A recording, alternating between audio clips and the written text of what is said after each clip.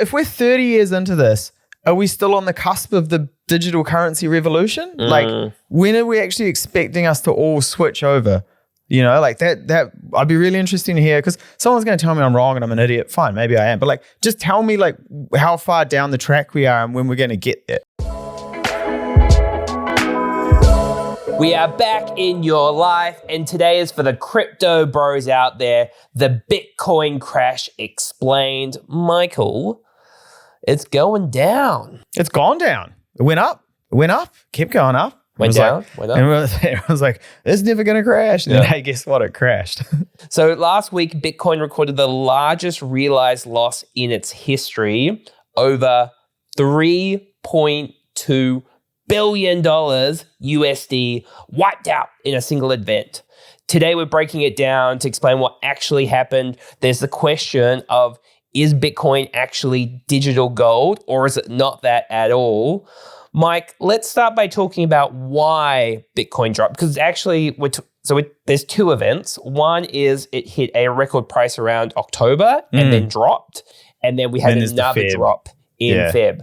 So in October, at its peak in US dollars, at 120, 120K, we're at 212,000 NZD. Yeah. It then dropped in November to about 152,000 NZD. Then it's currently at 109,000 NZD. Yeah. So a pretty substantial drop. For the rest of this podcast, can we flick to USD? Because it makes much more sense talking about in USD and the price resistance. Because like if I say price resistance at 150,000 New Zealand dollars, it doesn't really mean anything. Yeah. Your price resistance is usually in US dollars around like 100K, 50K, like round numbers, you know what I mean? Mate, I'm a human calculator. I can go baht, I can go AUD, all right, Euro. Let's do this in dong. Let's talk about what's happened. So the first thing is essentially the Fed in the US has gone, there's a bit of inflation tension and interest rates might stay higher for longer. Mike, why does that have anything to do with Bitcoin? Yeah, because a lot of people are leveraged into these positions and you're leveraging, surprise, out of the US dollar. If interest rates stay high, the cost of that leverage stays higher, right? Which impacts the investment. That's really around that Feb drop though, right? If we go back a few months to the end of the year when Bitcoin was around that kind of 120,000 US dollar, 111 kind of floating around there, what you had was institutional investors starting to take some profits, right? Just to like slowly wind down their position to kind of, I wouldn't say de-risk, but definitely try and like get some of that money back from their investments. And that's what kind of started that trickle down from around those peaks of 120. That's pretty natural for a market, especially with institutional investors in it. At some point, they're going to take the profit. So I think that's what kind of really started the slow sell-off. You then had it drop below 100,000, which is what we call a resistance point in the markets. James, do you want to explain what a resistance point is? You do it, Mike. Resistance is at certain levels, there will be price resistance, right? So let's say we're all watching Bitcoin and Bitcoin's at 92,000 US dollars. We're like, yeah, you know what? When it gets to 100,000, I'm going to sell. I'm going to take some profit, right? So as the closer it gets to that 100,000, you'll start to get people selling off. There'll be resistance for that asset to get above that price because people are liquidating their position. Some people will go a little bit early before it hits there because they'll be like, oh, is it going to get there? Other people will wait until it hits that 100,000 and then they'll sell it off. So that's what we call price resistance. So then it resulted in essentially like a domino effect off the back of it. So it triggered automatic sell orders for traders who were leveraged. Once again, interest rates being higher for longer. This created a domino effect, forcing massive amounts of Bitcoin onto the market all at once, which obviously if we have an oversupply, tanks the price. Absolutely. So the question is like, how big is this loss? So on the 5th of February, the crash triggered $3.2 billion in realized losses, surpassing the Terra Luna collapse. Yeah. Daily net losses exceeded $1.5 billion a year. At this point, Mike, I feel like I'm just saying big numbers. This was signaling what analysts called a textbook capitulation event. Roughly $1 billion in positions were liquidated in 24 hours. The broader crypto market, so not just Bitcoin, it was about $2 trillion. $2 trillion in losses since October, Mike. Yeah, she's a lot. I think, again, the question is this just another dip for crypto, right? Or is it going to bounce back is probably what everyone's thinking. And I genuinely think this time could be different. In the past, we've had, this asset operates outside of regular financial boundaries, right? This is an alternative to currency, an alternative to gold. It is, uncorrelated to the financial markets and the dollar and these sorts of things. All of that's kind of been proven to be wrong, right? This is now effectively just an exchange traded security, it just operates like a stock, usually a tech stock, right? And if it looks like a duck, quacks like a duck, it's just a security. Yeah. Who knows what will happen over time, right? There's been lots of points in the past where people have been like, what is the underlying value? It could go back up. So I think it's important to say that we're not giving any financial advice when it comes to Bitcoin. We've when we do financial plans, we've never included Bitcoin within the plan. And the main thing for that is I need to know my probability of success over a long enough period of time. I know property will do 5% over the long term. I know shares will do 10% a year over the long term. I don't know what Bitcoin will do at any point in time. Yeah, I'm not sure it's it will never get back to where it was. But I think if it gets back to where it was, it'll get back there for different reasons than it has in the past, right? Buy the dip, hold on for your damn life, whatever the hell it is.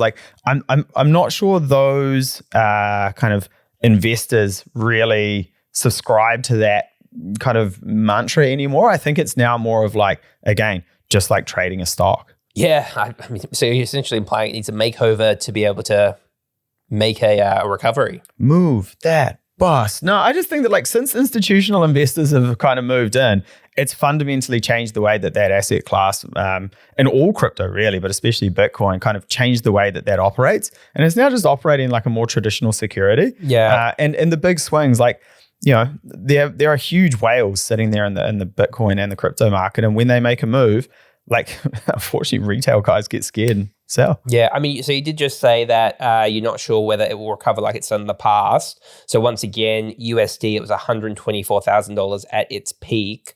If we look at what Barry Bannister, the chief equity strategist at Stifel, said, he thinks Bitcoin could revisit its range to more like 38,000 to 40,000 based off historical drawdowns. So it's quite interesting to go just one person's opinion. Yeah. But going, maybe it's not going to bounce back like people think. And for everyone out there who's you guys are haters. You don't know what you're talking about. Yeah, you know what? I don't know what I'm talking about because every time I look at YouTube video clips on this, I don't know what anyone's talking about. They just say giant words that don't actually mean anything. And again, a lot of this technical analysis is what they're talking about. And the technical analysis plays into this hugely. And if the entire retail market is just watching technical analysis and trading based on that data, it just starts to become a self-fulfilling prophecy. And I'm again, we're now just kind of trading a security. The argument that it's a digital gold, I think, is largely irrelevant now. Yeah, well, let's talk about the digital gold element. So Bitcoin wasn't the only thing that crashed. Gold and silver fell too. Silver's, the fascinating story, which we've talked about in one of our previous episodes. We'll pop the link in the show notes. But not for the same reason. It's for different reasons. So silver crashed. Silver experienced its worst day since 1980. What were you doing in the 1980s, Mike? I was just born. 89. Just made the cut. Yeah. Not me. Best decade of my life. Yeah. Never saw the 80s personally. So prices dropped 30% on Friday the 30th of Jan and the 1st of Feb. Gold did fall as well. So from a high of around 5,500 per ounce, it dropped to about 4,700. So they both dropped in value, Mike, quite considerable amounts, just like Bitcoin did. So you might go, Bitcoin is the digital gold. No. Because both assets do share similar traits for the comparison. There's scarcity, there's high production costs, there's no cash flow, and low supply growth. So that's where the comparisons do come over time. Yeah, I'd agree that. However, I would say that the big difference between gold and Bitcoin is that you have central banks buying gold at large scales. You don't have central banks at large scale buying Bitcoin. I'm not saying central banks don't buy Bitcoin. What I'm saying is at the scale that they buy gold at, there is no comparison. And I think that is the underlying fundamental of the market that Bitcoin is missing if it wants to be a digital gold? Well, from like 2022, 2024, Bitcoin and gold had a pretty like strong correlation. Correlation means they kind of did the same sort of thing. That changed over the last 12 or so months. Gold continues to outperform during geopolitical stress, reinforcing risk-off reputation. It's kind of like a safe haven, if you will. But Bitcoin is kind of moving more like a riskier asset. We're going to talk about its comparisons to tech stocks in a second. It's kind of like what's happened is, imagine you borrowed against a Ferrari. I mean, obviously that's normal financial advice we give on this podcast. Yeah. That's Bitcoin. It's the fast thing. It's the sexy thing. But you also own a home, and the home is gold. The Ferrari crashes and becomes worthless because, you got to drive fast in your Ferrari. You spin out. Everyone's safe. Don't worry. The bank calls demanding cash. The bank goes, yo, you owe me some money. But they go, I got no money. I crashed my Ferrari. What's the bank going to do, Mike? Bankrupt you. Sell the house. Sell the house. The house was fine. The house is kind of okay. And that is what people are saying has happened with gold prices dropping, is because Bitcoin has come back. They've gone, what is worth value? And they've gone for the gold. And that's bye-bye Ferrari. And if you have crashed your Ferrari in Bitcoin, we'll tell you what to do after the break. If you've invested into Bitcoin and going, what the hell is going on? You're trying to get rich quick and you actually want a financial plan to work out how to achieve your goals over time, reach out to the team at Lighthouse Wealth. We will put a financial plan together for you to work out where you want to go, the most efficient route to get there, clear projections to keep you accountable and on track. Now, back to the episode. So James, Bitcoin crashed. What should people do?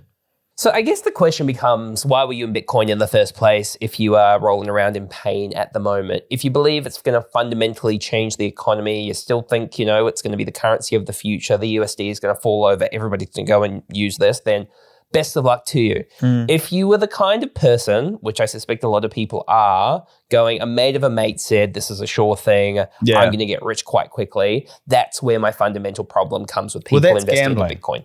That's gambling. Yep. Right. That's exactly that's right. all that is. And again, if you're investing into it, I think you've got to realize that a lot of it is just gambling. And you can look at the technical analysis, you can look, but it's just gambling. How long have we been doing this now? How long have we been doing the crypto thing? What are we, 10 years in? Yeah, we're built a lot more momentum over the last 10 years. Yeah, let's say we're 10 years in. When do we switch to Ethereum? When does the big switch happen? When are we not using the dollars anymore? I think there's some Reddit forums when you can see the date. But I'm just I feel like it was crypto is this giant thing and we're all going to stop using money and money sucks because it's tied to the government and it's a fiat currency. There's nothing behind it. So we're going to switch to this other fiat thing, which just has a Excel spreadsheet behind it. So we all know who's got the money. But when does that actually happen? I have to go. I got a countdown clock at my desk. I'll have to go check. I don't know. Sorry, I'm not I'm just kind of if we're 30 is it years, happen? Yeah, if we're 30 years into this, are we still on the cusp of the digital currency revolution? When are we actually expecting us to all switch over? That I'd be really interested to hear, because someone's going to tell me I'm wrong and I'm an idiot. Fine, maybe I am. But just tell me how far down the track we are and when we're going to get there. Yeah. I think the big thing is if you look at the volatility of Bitcoin, it moves a lot more like a tech stock than it does gold. So you've actually got to think about what are you investing into and how does it complement your portfolio and all those sort of things. The other big thing is there are people out there that are all in on Bitcoin. So they have no diversification within their portfolio. And it would be like investing into one company. I had a customer sell a house to buy Solana. How's that going for them? I don't know. I don't ask. Just as a little bit of context, Solana over the last year, its highest point was 247 USD. It's down to $77 USD. Yeah. So probably not great. The other thing as well is let's say we're 15 years into this, are we still saying we're going to switch into a digital currency, or is this now just a security that we're trading? If we're 20 years in, does it just become a security then? When do we stop? When do we get off that roller coaster and go, okay, we're just trading digital coins now? Yeah. And then if there is no movement to using this more in day-to-day life, what is the underlying value? Yeah. And then are we just trading digital Pokemon cards? Yeah. Are you Pikachu, Bulbasaur, Squirtle. or Charmander. Bulbasaur, yeah, Squirtle. Squirtle. It's not Pikachu. It's Squirtle, Charmander, Bulbasaur. Pika's the outlier. I never like Pikachu. My nephew, who's 7, he's very into Pokemon. Yeah. And I keep telling him he gives Jigglypuff vibes, and he just like loses it, in the comment section, favorite Pokemon. Ian's now staring at us like, hurry up. So the big thing I would say is if you want to have some exposure to Bitcoin, for whatever reason, that's cool, but you just can't have it as your whole portfolio. You've also got to be thinking about like, what is the goal that you're trying to achieve? What level of risk are you comfortable with? Opposed to, this is just a very good reminder that this stuff just does go all over the place. Just like, tech stocks, and there's a lot of investments that can, go a lot of different ways, but there's just no get rich quick scheme, is there, Mike? There's not. And the only thing I would say, to people who are investing into crypto is just diversification. Have stuff outside of the crypto. Don't go all in on, and when I say diversification, it's not Bitcoin, Solana, this. It's like, yep, I've got a portion in this super volatile asset that if I lose it, it's fine. Doesn't matter. I'm not going to sink the ship, right? Please just have some diversification. Yeah, and for the comment section, bring it on. Tell us why tell me I'm wrong. Yeah, tell us why. I'd like to know why, and we'll talk about it. We'll talk about it again. Yeah, if the comments are coming for me and there's valid reasons in there as to why I'm wrong, like I've got my numbers wrong, I don't know what I'm talking about. It's not this, it's this. Like we will revisit this, and like I'll try and pop back on it. I gotta say though, the episode about mortgage arrears, which had like 10,000 downloads within like 24 hours and like 300 comments, they're all like, Mike is the man of the people. They're like, Mike. So you probably lost them now. I've never claimed to be relatable, so that's interesting. Yeah. All right, we'll wrap it up right there. Subscribe, review, like, and we'll catch you next time. Jazz.